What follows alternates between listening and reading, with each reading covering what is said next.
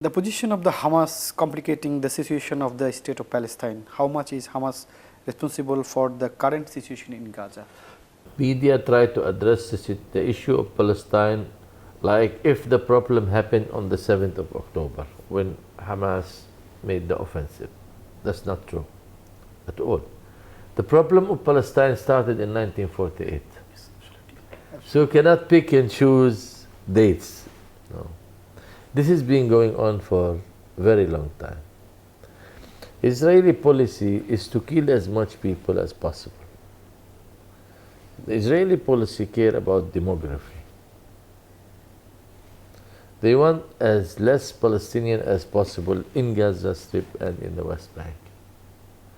Otherwise, how can you explain to me, well, okay, Gaza is controlled by Hamas, but West Bank is controlled by the PLO. There's no Hamas at all, no control of Hamas at all whatsoever. Peaceful demonstration, security forces, we have police, we have everything, right? Daily killing by the Israeli army or the settlers. Why? How can you justify that? So the situation is that it's not the matter of what did this organization did or what that organization didn't do, and then according to that Israel react. It's not true. What's true is that Israel wants to kill anytime as much people as possible from the Palestinians, and mainly children. They have this mindset that this child, today's child, after 10, 15 years is no more child. So let's kill him before he grew up. That means they have no... Without any reason, just... Not only any reason, they don't have a human feeling.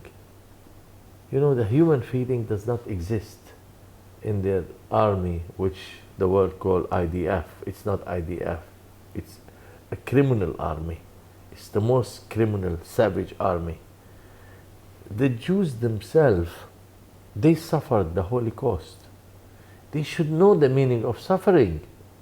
I mean, okay, it's not them, it's their grandchildren or whatever. But they should imagine. So they should not give us the suffering. We were not the people who crucified you. We were not the people who committed the crime against you. It's the European, not us. It's the Nazi. Why are you punishing us for what?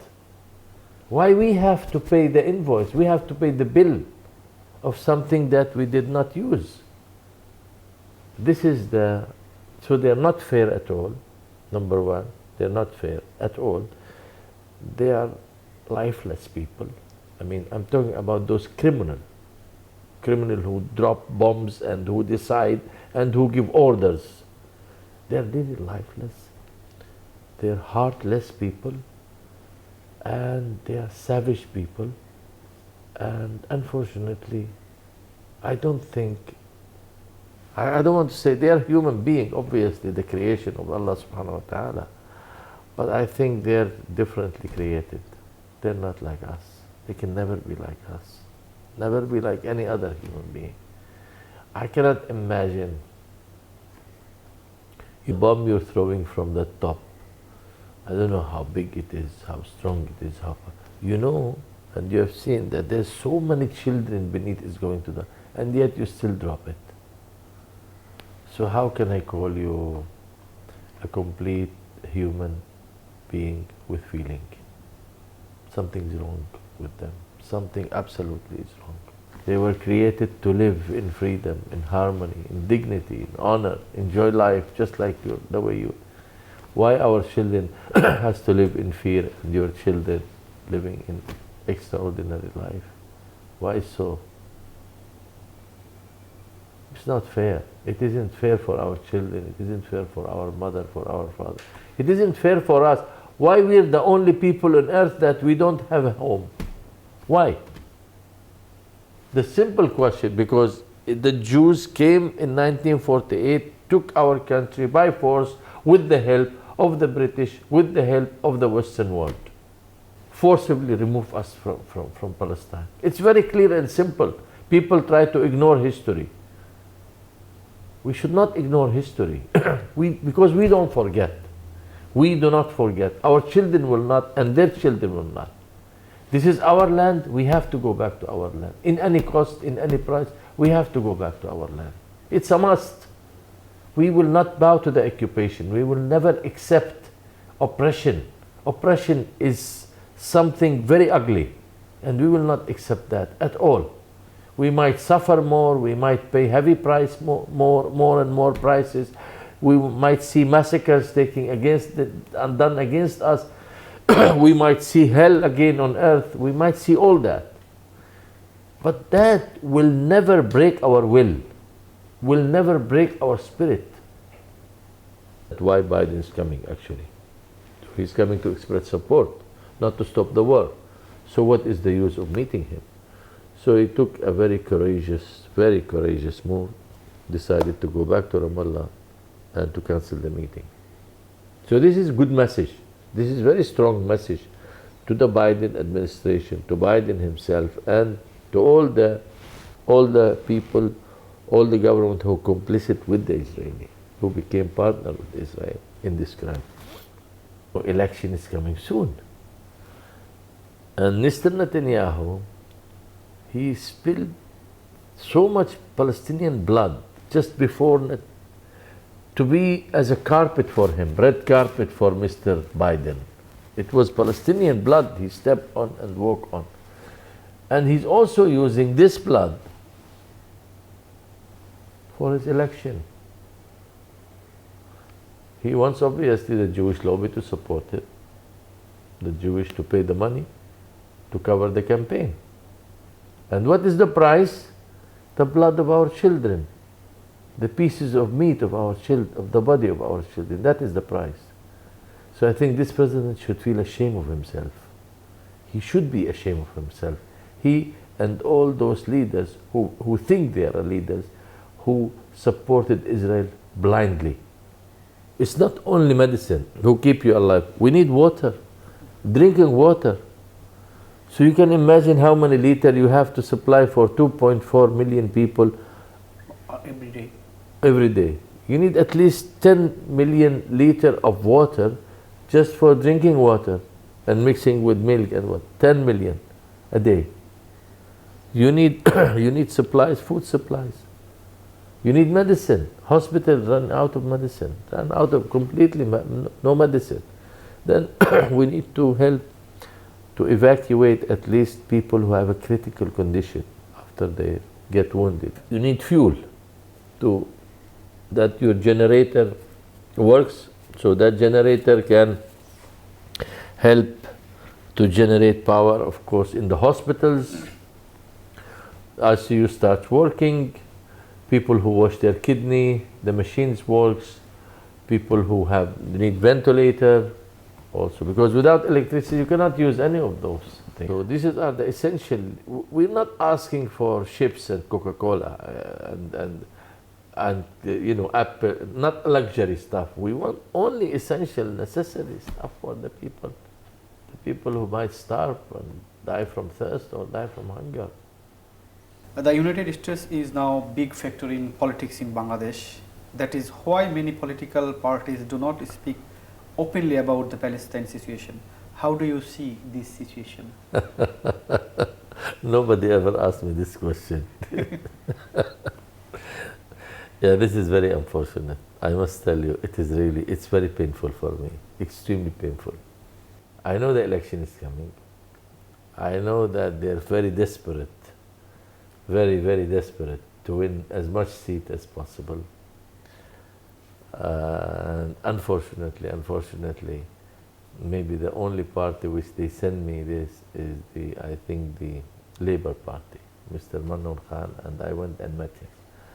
And there was another message from day one from the opposition leader, Madam Arshad. Arshad, the only one. This is the only two messages I received from the major. Last day you meeting this maybe Mr. Shamsher Mubin Chaudhury's. Yeah, of course. He's a great supporter. Yes. Shamsher Chaudhury is a great supporter of Palestine. Antura Huda, yes, another party. Yeah. Although it's a new party. New party, His party is a new party. Yeah, Shamsher is a good friend. Let's talk about the bigger party, Unfortunately, no, nothing. Nothing. I mean, last 2020, I've seen people here from those parties. They come here, to their support and so on. What is the point? Okay, let me tell you something clear. I'm not going to be, I'm going to certify it as follows. Absolutely. They have seen the people of Bangladesh, how their reaction are with Palestine. You're talking about 80 to 90% of the people of Bangladesh, minimum, support Palestine. Yes. There. Of course. It's a good opportunity for you as a political party to catch up with those people and to show them that you and them on the same line. But what you're showing today is you're not with the people on the same line. You are pleasing the American and the European that they will help you so you can get more seats. I wish them all good. I wish them luck, all of them, all the political party, all the people of Bangladesh, as long as they do what's best for this country and what's best for the people. Because we've always wanted to see nothing but prosperity in Bangladesh. We want a strong Bangladesh, powerful Bangladesh. And I tell those political parties, do not be afraid. Do not. Do what is right. And don't depend on the West. We have depended on the West for 30 years. What did we get? Nothing. Nothing at all. We did everything according to the West. According to the American, what they asked us to do, we did exactly the same. And look what they did today. When we needed them, they stood with the people who made themselves our enemy, the Israeli. They stood with them against us. That's what will they do to you in any time. American doesn't want, they don't care about free and fair election or not. They don't care about democracy. Who you are to the American? Nothing. Nobody. The American want chaos. That's what exactly the American want. And the days will prove that to you. So why do you depend on them? You want your principles to be hijacked by the American or by the British or by the French or by the German or by the Italian? Those are the greatest supporters of Israel. I thought it's a good opportunity for them to gain more popularity. I had nothing from them. Prime Minister told the Minister of Health, yes, and she told from a long time. She was, but unfortunately we cannot take the medicine. What to do with the medicine? We said that when the border or a corridor being established for the people, then we will able to get the medicine, and then we will. But now a little bit hope is start because yeah, we have hope obviously because there's a lot of pressure now. There's a lot of pressure from the international community that there should be a corridor open. You feel when free Palestine you see? I see it very soon. I see free Palestine very soon. I think this war is different than all other wars. It's completely different. This is you're in a crossroad, you have to decide where to go, right or left. You cannot be in the center all the time. And this, what's happening now, the atrocity, genocide, ethnic cleansing taking place in Palestine, exactly, is clearing the way to us. It's who is our friend and who is not. There is countries like Colombia, for example, so far away from us in a different continent. The president of Colombia, he kicked out the Israeli ambassador from day one, asked him to leave the country. And unfortunately, we have several Muslim countries who have diplomatic relations with Israel. Why didn't they do the same? Talking doesn't. Action on the ground. So this is, we need to identify exactly who's our friends and who's not.